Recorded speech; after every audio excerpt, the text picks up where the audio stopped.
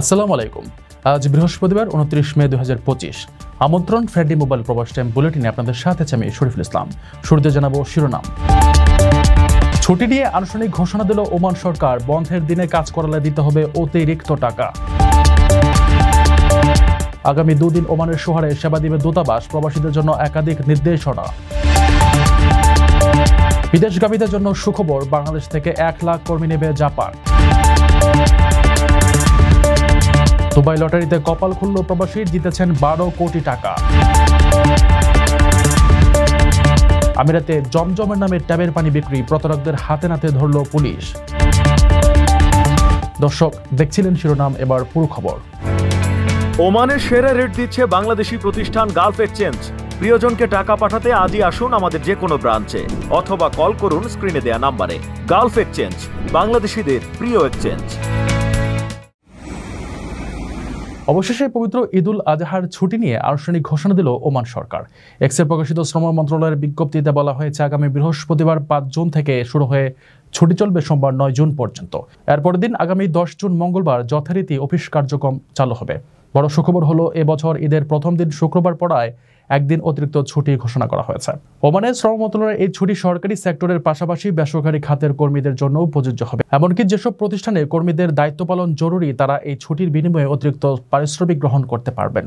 এই নিয়ম অমান্য করলে নিয়োগকর্তাদের বিরুদ্ধে আইনি ব্যবস্থা নেওয়া হবে। 2022 সালে জারি করা ওমান সুলতান রয়্যাল ডিক্রি অনুযায়ী জিলহজ মাসের 9 তারিখ থেকে 12 তারিখ পর্যন্ত ঈদুল আজহার সরকারি ছুটি।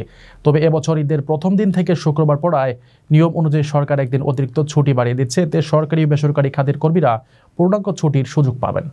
অর্থাৎ 4 দিনের বদলে এবার ছুটি মিলতে যাচ্ছে টানা 5 দিনের। ওমানে প্রথম শ্রেণীর হাইপার মার্কেটে কাজের সুবর্ণ সুযোগ। প্যাকিং, ক্লিনিং আর লোড আনলোডিং কাজে নিয়োগ হবে 25 জনকে। যোগাযোগ করুন স্ক্রিনে দেওয়া নাম্বারে। ওমানের সোহার এবং নিকটবর্তী এলাকার প্রবাসীদের জন্য 30-31 মে বাংলাদেশ স্কুল সোহারের বিশেষ কনসুলার সেবা ক্যাম্প করতে যাচ্ছে মাসকাটের বাংলাদেশ দূতাবাস। সেখানে দূতাবাসের পক্ষ থেকে পাসপোর্ট, জন্ম নিবন্ধন ও অন্যান্য কনসুলার সেবা প্রদান করা হবে। 2 দিনব্যাপী এই সেবা কার্যক্রমের আওতায় শুক্র এবং শনিবার উভয় দিন সকাল 8:30 থেকে বিকেল 5টা পর্যন্ত সেবা প্রদান করা হবে।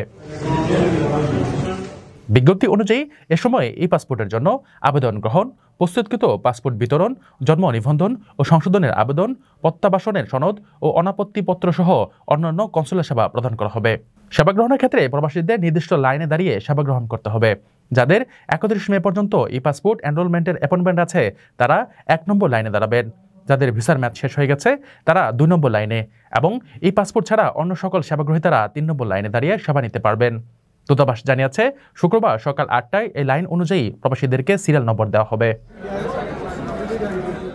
ওমানে অবৈধ প্রবাসীদের জন্য দারুণ সুযোগ। আকর্ষণীয় বেতনে বিল্ডিং কনস্ট্রাকশন সেক্টরে 120 জন কর্মী নিয়োগ দেওয়া হবে। থাকা খাওয়া ফ্রি এবং ওভারটাইম সুবিধাও রয়েছে। সুযোগ সুবিধা ওমানি শ্রম আইন অনুযায়ী। আগ্রহীরা ভিসা পরিবর্তন সাপেক্ষে যোগাযোগ করুন স্ক্রিনে দেওয়া নাম্বারে। প্রধান উপদেষ্টার জাপান সফরে বাংলাদেশের দক্ষ জনশক্তির জন্য খুলছে নতুন দিগন্ত। আগামী 5 বছরে জাপানের চাকরির সুযোগ পাচ্ছেন 1,20,000 প্রশিক্ষিত বাংলাদেশি। এ লক্ষ্যে জাপান ও বাংলাদেশের মধ্যে গুরুত্বপূর্ণ সমঝোতা স্মারক সই হয়েছে। জানা গেছে, বাংলাদেশিদের দক্ষ করে তুলতে শীঘ্রই ঢাকায় আধুনিক প্রশিক্ষণ কেন্দ্র স্থাপন করা হবে।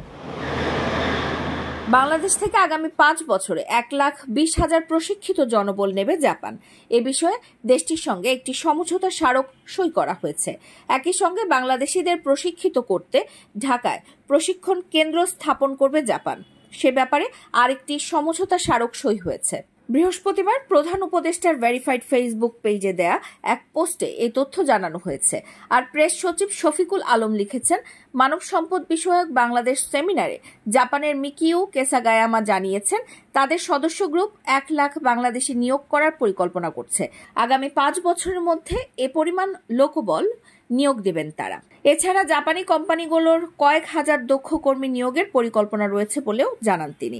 এদিকে জাপানে আয়োজিত নিক্কেই সম্মেলনে যোগ দিয়ে বক্তব্য দিয়েছেন অন্তর্বর্তী সরকারের প্রধান উপদেষ্টা অধ্যাপক ডক্টর মোহাম্মদ ইউনুস। এ সময় প্রধান উপদেষ্টা জাপানি ব্যবসায়ীদের বাংলাদেশে বিনিয়োগ করার আহ্বান জানিয়েছেন। এই সম্মেলনে যোগ দিতে বুধবার স্থানীয় সময় দুপুর 2:05 জাপান পৌঁছান অধ্যাপক মোহাম্মদ ইউনুস।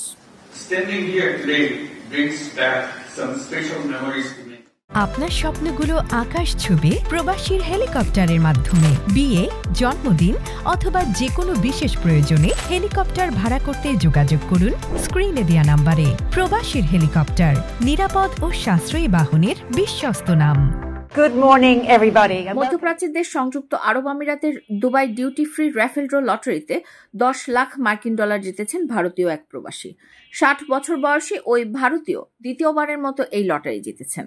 লটারিতে পাওয়া মুদ্রার পরিমাণ বাংলাদেশে প্রায় 12 কোটি 22 লাখ টাকা। We'll be very happy with $1 million. Khaleej টাইমসের প্রতিবেদনে বলা হয়েছে, দুবাইয়ের 60 বছর বয়সী ওই সৌভাগ্যবান ভারতীয় নাগরিক দ্বিতীয়বারের মতো লটারিতে $1 মিলিয়ন জয়ী হয়েছেন। Dubai duty free millionaire raffle ড্রতে এই পুরস্কার পেয়েছেন তিনি। বুধবার দুবাইয়ের ডিউটি ফ্রি মিলেনিয়ার ও ফাইনেস্ট সারপ্রাইজ ড্র অনুষ্ঠিত হয়েছে। ভারতীয় ওই প্রবাসীর নাম Paul Jose Mavely. It is Indian national Paul Jose Mavelli, living তিনি here in দেশটির UAE. কেরালা অঙ্গরাজ্যের বাসিন্দা। 9 বছরের কম সময়ের ব্যবধানে দ্বিতীয়বারের মতো আমিরাতে এই র্যাফেল ড্রতে বিজয়ী হয়েছেন তিনি। এর আগে 2016 সালের নভেম্বরে আমিরাতে প্রথমবারের মতো লটারিতে $10 লাখ জিতেছিলেন পল জোসে। সেই সময় তার 9 জন বন্ধুর সঙ্গে ভাগাভাগি করে টিকিট কিনেছিলেন তিনি। দুবাইয়ের ছোট এক নির্মাণ কোম্পানিতে সুপারভাইজার হিসেবে কর্মরত আছেন পল। তিনি বলেন, দ্বিতীয়বারের মতো লটারিতে এই অর্থ পাওয়ায় তিনি দুবাই ডিউটি ফ্রি কর্তৃপক্ষের প্রতি অত্যন্ত কৃতজ্ঞ। Congratulations to our 4 winners Congratulations today. to all our winners today. হজ মৌসুমে বাসাবাড়িতে সরবরাহকৃত সাধারণ ট্যাপের পানি বোতলজাত করে জমজমের পানি বলে উচ্চমূল্যে বিক্রির অভিযোগে এক ব্যক্তিকে গ্রেফতার করেছে আমিরাতের কর্তৃপক্ষ। শারজাহ নগরীর একটি আবাসিক ভবনে অবৈধভাবে পানি বোতলজাত করার গোপন কারখানার সন্ধান পেয়ে অভিযান চালায় স্থানীয় প্রশাসন। বুধবার সংবাদ মাধ্যম খালিজ টাইমস এক প্রতিবেদনে জানায়, অভিযান পরিচালনা করে শারজাহ সিটি মিউনিসিপ্যালিটির নিয়ন্ত্রণ ও পরিদর্শন বিভাগ ও স্বাস্থ্য সুরক্ষা বিভাগ। কর্তৃপক্ষ জানায়, তারা প্রথমে লক্ষ্য করে একটি বাড়ি থেকে বোতলজাত পানি গাড়িতে তোলা হচ্ছে। পরে সেখানে হানা দিয়ে অভিযুক্তকে হাতে নাতে আটক করে। তল্লাশিতে জমজম লেবেল লাগানো বহু প্লাস্টিক বোতল ও কার্টুন জব্দ করা হয়, যেগুলো অত্যন্ত অস্বাস্থ্যকর পরিবেশে ভরা হচ্ছিল। এসব পানি সামাজিক যোগাযোগ মাধ্যমে জমজম হিসেবে প্রচার করে উচ্চ মূল্যে বিক্রি করছিল প্রতারক। গ্রেফতার ব্যক্তি আরটি মিনারেল ওয়াটার ট্রেডিং নামে একটি লাইসেন্সপ্রাপ্ত প্রতিষ্ঠানের মালিক।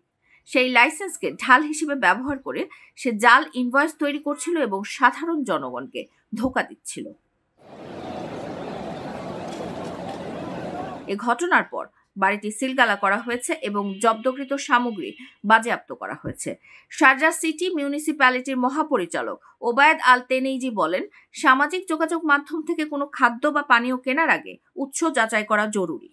কেউ সন্দেহজনক কিছু দেখলে 993 নম্বরে যোগাযোগ করে অভিযোগ জানাতে পারবেন। দর্শক দেখছিলেন ফ্রেন্ডলি মোবাইল প্রবাস টাইম বুলেটিন। শেষ করার আগে শিরোনামগুলো জানিয়ে দিচ্ছি আরো একবার। ছুটি নিয়ে আনুষ্ঠানিক ঘোষণা দিল ওমান সরকার, বন্ধের দিনে কাজ করালে দিতে হবে অতিরিক্ত টাকা। আগামী 2 দিন ওমানের শহরে সেবা দিবে দূতাবাস, প্রবাসীদের জন্য একাধিক নির্দেশনা।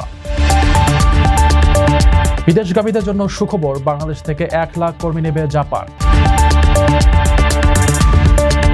দুবাই লটারিতে কপাল খুলল প্রবাসী, জিতেছেন 12 কোটি টাকা। আমিরাতে জমজমের নামে ট্যাবের পানি বিক্রি, প্রতারকদের হাতে নাতে ধরল পুলিশ। এ ছিল ফ্রেন্ডলি মোবাইল প্রবাস টাইম বুলেটিনের আজকের আয়োজনে। প্রবাসের সর্বশেষ সংবাদ পেতে ভিজিট করুন probastimes.net, সাবস্ক্রাইব করুন আমাদের ইউটিউব চ্যানেল, চোখ রাখুন ফেসবুক পেজে।